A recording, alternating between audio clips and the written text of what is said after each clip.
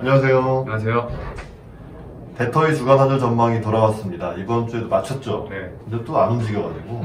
약간 저도 반성을 하고 있는데 뭐냐면, 막 일촉즉발이다, 뭐, 기 모은 것 같다. 근데 기 모으는 게 아니라, 기가 안 터질 일이 없나 봐요. 자, 변동성이 죽은 장세. 7월 13일부터 7월 17일까지, 달러원 저점은 1198.80, 고점은 1207.70, 10원 정도밖에 안 움직인 거죠. 금요일 종가는 1205.10원이었습니다. 무슨 일이 있었냐면, 미국 주가는 계속 올랐어요. 네, 뭐, 나스닥이 좀 조정을 받긴 했지만, 그, 나스닥이 빠지면 다우가 오르고, 뭐 이런 식으로. 경기 순환주, 기술주 말고, 이런 쪽이 좀 오르면서, 주식은 강세를 보였지만, 미국 국채금리는 천천히 빠지는 장세. 그러니까 이쪽은 또 안전자산 선호가 강해진다고 볼 수가 있죠. 일단 주초에는 백신에 대한 기사가 많이 나왔습니다. 모더나가 임상 3상을 시작한다, 뭐 이런 기사들. 그 다음에 이제 미중 갈등에 대해서는 미국이 홍콩의 특별 지위를 없애는 그거가 하원, 상원을 모두 통과해서 트럼프 대통령이 서명을 했는데 뭐 당연히 이거는 뭐 예정된 수순이었기 때문에 예상됐던 거라서 재료가 되지 못했고요. 특이한 점은 경제지표가 좋게 나온다는 점입니다. 중국의 2분기 GDP가 전년 대비 플러스 3.2%. 지금 코로나 때문에 플러스가 나오는 것 자체가 좋은 건데 중국도 뭐 이 정도면 선방했다고 볼 수 있고요. 중국은 생산이 주기 때문에 산업 생산이 중요한데 이것도 전년 대비 플러스 4.8%. 그 다음에 미국은 소비가 주죠. 소매 매출이 전월 대비 7.5% 증가한 걸로 나와서 지표는 좋은 편입니다.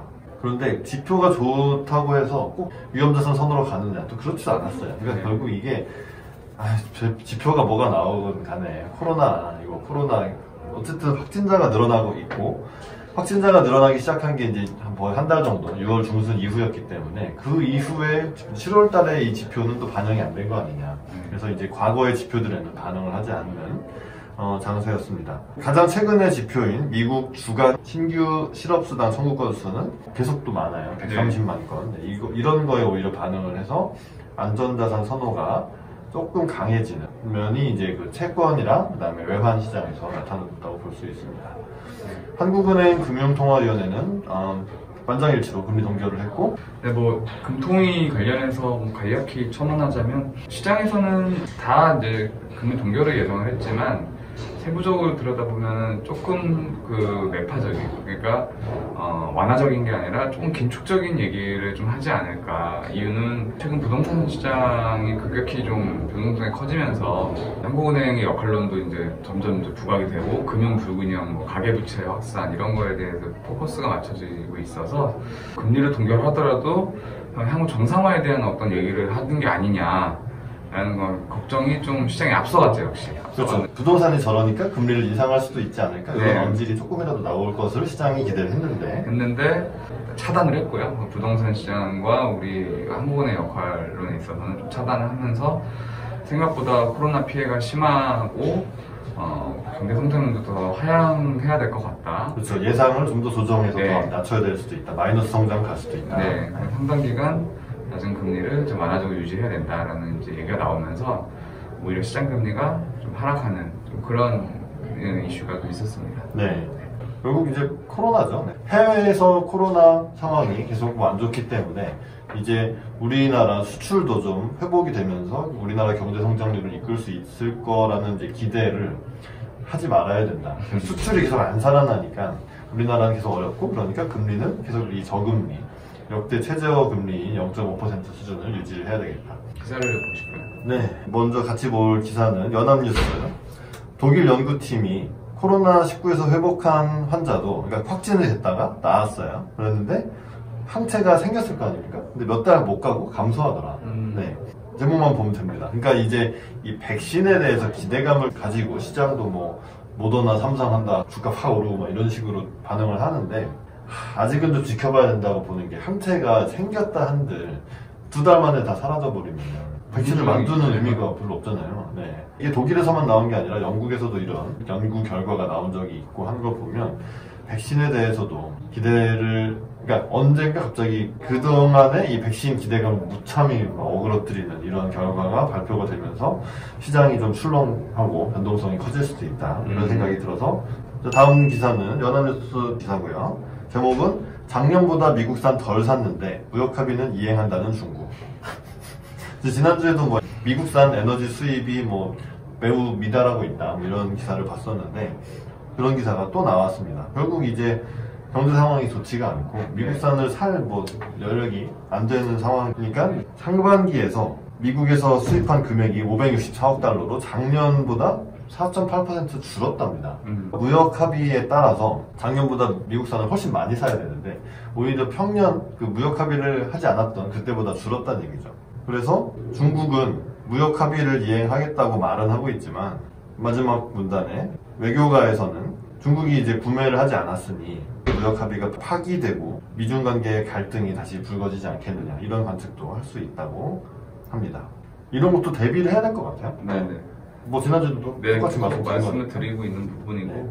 안 된다. 실질적으로 안 되는 게 맞는 거고 안 된다고 생각을 하고 그 다음에 어떻게 두 나라가 협상을 이어갈지 아니면 어떤 뭐 파국의 길을 갈지 이제 그 양상을 지켜봐야 유리한 쪽은 미국이죠. 뭐 약속했는데 왜 안 지키냐라고 얘기할 수 있으니까 이게 이제 잠재적인 리스크로 계속 이제 조금씩 언급이 되고 있다는 거. 네. 그거만 체크를 하시면 될 것 같습니다. 맞습니다. 네. 백신도 확 끝날 수 있고 무역 합의도 확 끝날 수 있고 같이 끝나면 볼만하겠네요. 같이 끝나면 대박이겠네요. 오늘 기사 연합인포맥스 기사고요. 모건 스탠리는 시장은 최대의 위험 요인을 잘못 보고 있다. 무슨 얘기냐면 지금 시장에서 언급되고 있는 큰 위험 요인은 코로나 재확산, 미중 무역 긴장, 미국 대선 이런 게 가장 위험하다고 저희도 말씀드렸으니까 네, 그랬던 건데 이 모건 스탠리의 그 최고 투자 책임자 CIO라고 하죠. 이 사람은 그런 것보다 더 중요한 게 있다. 더 위험한 게 있다. 뭐냐면 실적 시즌의 여파.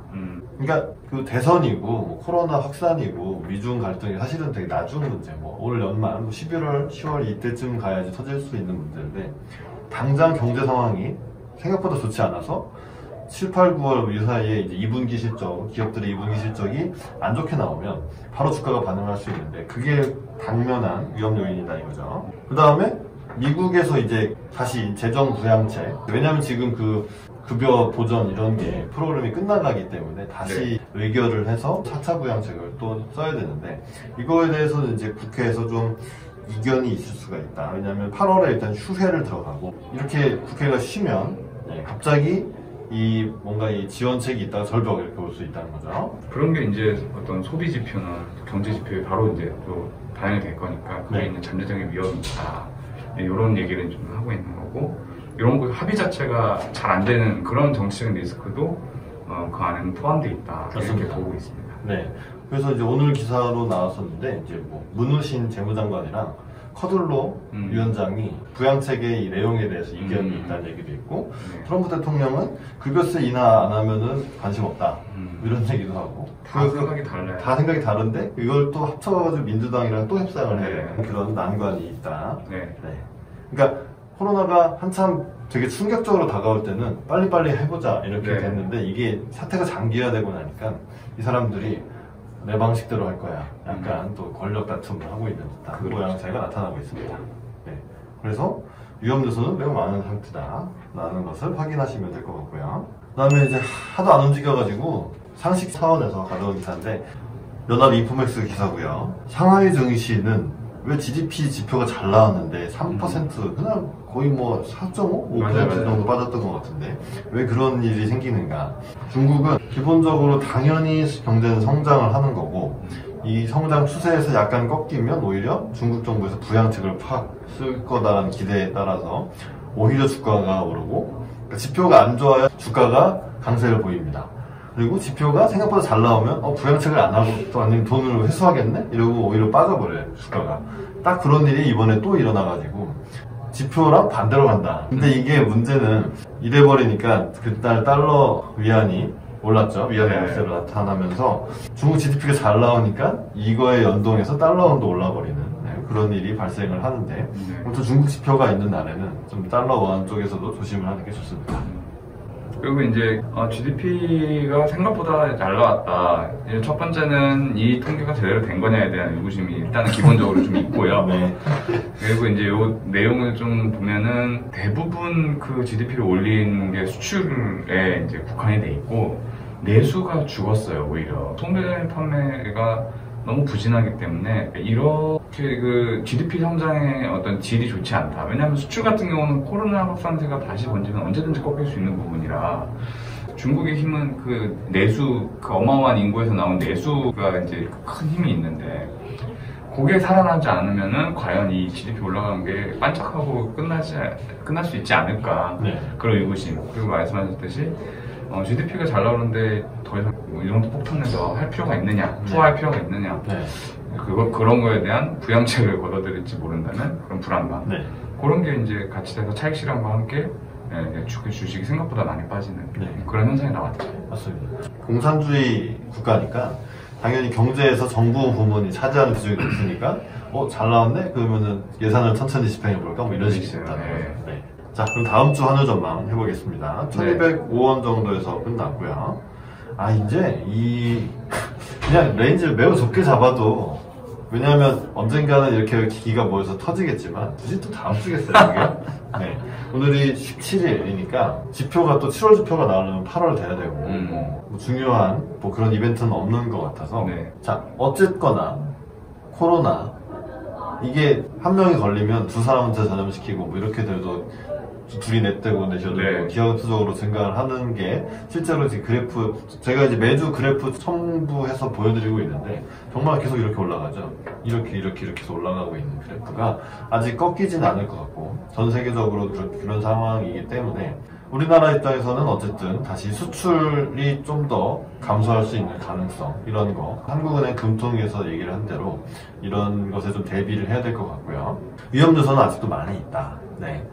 유동성이 풀려서 있지만, 사실 이제 코스피 기준으로는 2200, 한 15, 20 정도에서 좀 막히지 않을까라는 생각도 하고 있어서, 왜 곧버스를 들고 존버를 하는지 모르겠지만, 그래서 좁게 봐서 1197원부터 1215원까지. 그래도 조금 더 오를 수 있는. 백신 뉴스가 나오면은 좀 달러원이 빠질 수도 있지만 그런 게 없으면 좀 더 환율이 오를 수 있는 그런 장세를 전망해 보겠습니다. 어떻게 보시나요? 시장의 어떤 자산이든 롱 베팅과 숏 베팅은 팽팽하게 지금 모든 부분에서 다 맞서고 있고 줄다리기를 지금 몇 주째, 몇 달째 이렇게 하고 있는 상황이고 저희 모두는 다 알고 있어요. 시장이 어떤 게 호재고 어떤 게 악재인지 드러나 있는 뉴스는 이미 다 알고 있고 그거에 맞춰서 자기의 뷰를 잡고 베팅을 하고 있죠. 그게 지금 팽팽한 줄다리기 상황이고 지금은 어떤 자산시장의 안정 이런 쪽이 이기고 있지만 사실은 내일 당장 코스피가 5% 빠진다고 해서 이상할 건 하나도 없다고 생각을 합니다. 개인적으로는. 그냥 갖다 붙이기 나름이거든요. 이유는. 언제 터질지 모르지만 어쨌든 간에 뭔가가 이제 응축되고 있는 느낌은 지울 수가 없고 언제 터질지 맞추는 거는 저희의 영역은 아니라서 지금 상황에서는 이제 말씀하셨지만 줄다리기가 좀 더 이어질 가능성이 있다. 뭐가 트리거가 될지 모르겠다. 이런 측면에서는 여전히 달러를 조금 잡고 있는 게 마음은 좀 편한, 수익이 안 나더라도 마음은 편해서 해지용으로 좀 잡고 있을 만한 그쪽에 조금 더 손이 간다라는 측면에서 봤을 때는 여전히 이제 레인지권에서 1200 밑을 의미 있게 뚫기는 쉽지가 않다고 좀 생각을 하고 있어서 저 역시 1195원에서 1215원 거의 비슷하지만 그 정도에서 움직이지 않을까 일단은 조심스럽게 예측을 해보겠습니다. 네, 알겠습니다. 저희 지금은 안 움직이지만 언제 이렇게 이거보다는 이렇게 갈 가능성이 높아 보인다. 아무튼 더운 여름에 시장 재미도 사실 별로 없는데 이럴 땐 휴가나 가야죠. 그렇죠. 모든 걸 덮고 잘 버티시기를 바라겠습니다. 도움이 되셨다면 저희 좋아요를 눌러주시고 댓글도 달아주시고 구독도 해주시면 저희한테 큰 도움이 되겠습니다. 부탁드리고요. 저희들의 의견은 개인 의견이고 저희들이 다니는 각각의 은행과는 아무런 상관이 없습니다. 투자는 여러분 개인의 판단에 의해서만 하시는 것이고 저희들의 의견은 참고만 해주시기를 부탁드리겠습니다. 그러면 대터의 주간 환율 전망은 다음 주에 다시 돌아오겠습니다. 시청해주셔서 감사합니다. 감사합니다.